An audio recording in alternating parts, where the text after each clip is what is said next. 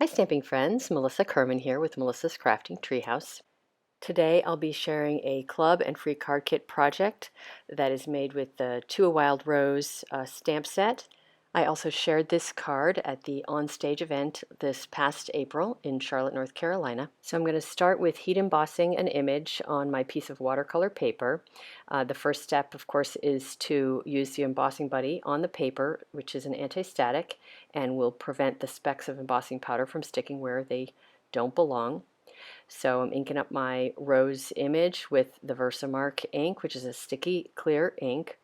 And now I'm going to be sort of carefully positioning how I put my rose on there such that when I stamp my foliage later, they'll have the perfect little spots for tucking my stem into and also maximizing how much of the foliage is showing, because some of that foliage will be stamped off the page. So now just putting a little bit of copper embossing powder onto that focal piece and heat embossing it. Now I could have chosen to heat emboss the rose image and the leaves at the same time, but because Versamark is a clear ink, it would have been very hard for me to see where to place that foliage and actually accurately place it if I had done that at the same time.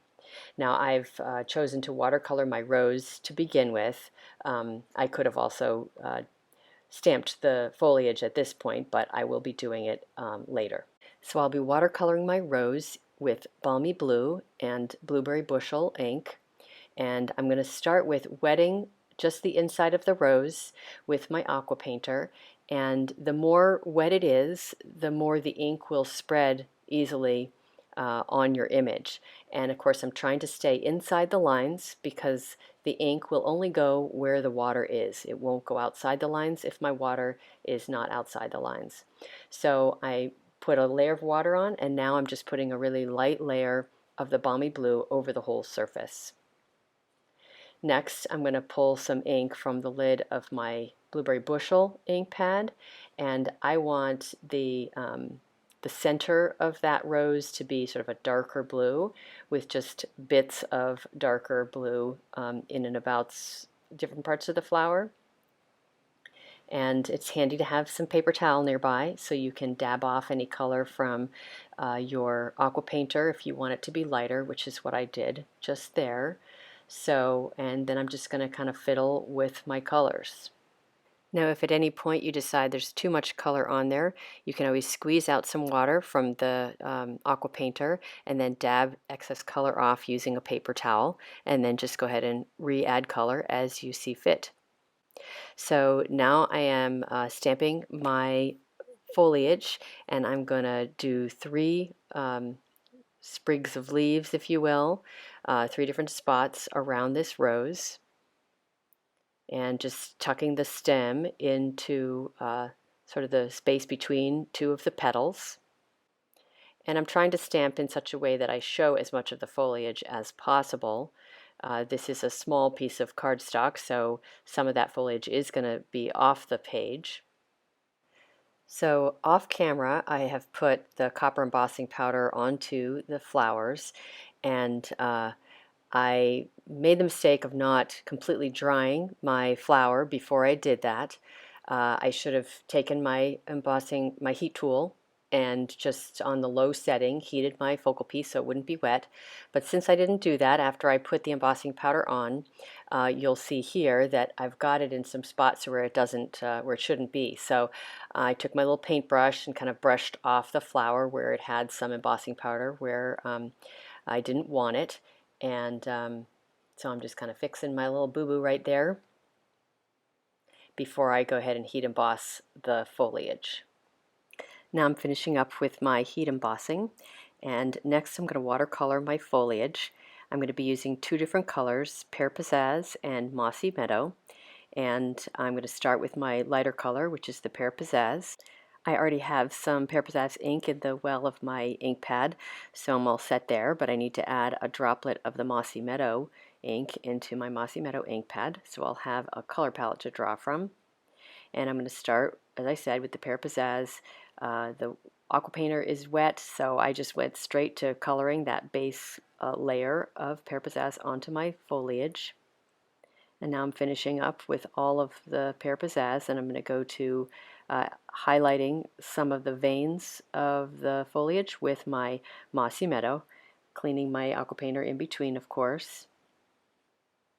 And every once in a while I might be squeezing a little bit of extra water from the aqua painter to make sure that the tip of the brush is still wet. So after I add some color to the veins of the leaves, then I'll just spread some of that ink out a little bit. I may squeeze out the dark color of Mossy Meadow ink onto my paper towel just to make sure that I have a lighter color of Mossy Meadow to play with, and that's what I'm doing right there. And now I'm just going to pull out some of that color, the Mossy Meadow, to blend it with the Pear Pizzazz on each of my leaves. Now I've got just one more step to do on my focal piece, and that is to do a little bit of sponging around the outside using my Balmy Blue ink. So now I'm starting with the sponging, and I'm doing it just around the corners, and realized somewhere along the way that my leaves were probably still wet, and that if I got too close to the leaves I might actually pull out some of the green into the background. So I stopped my sponging and pulled out my heat tool, put it on the low setting, and just heated those leaves before I continued to do the sponging. And now I'm really just filling it in. I am going sort of for the look of maybe the background sky, if you will, just gently sponging all over where there's the white space. I also like to sponge a little bit harder towards the edges and corners so that it is a little bit darker on those spots, as you can see here, just to give it a little extra added framing, if you will. So all I have left to do is to assemble the card. Now this piece I have in my hand is actually dry embossed with the subtle embossing folder. And I've already got dimensionals on the back side, and I'm going to go ahead and just attach it to my Whisper White card base. And then I've already got adhesive on the back side of my Blueberry Bushel focal backing, and I've already got adhesive on the focal piece as well. Did that part off camera. As a reminder, this is one of the 3 free card kit program projects that you can get with qualifying purchases in July and August of 2019. To learn more about my free card kit program, make sure to check out the video description below.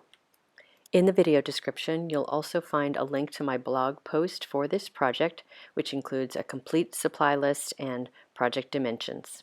And if you enjoyed this video, please give it a thumbs up, share it with friends, and subscribe to my YouTube channel.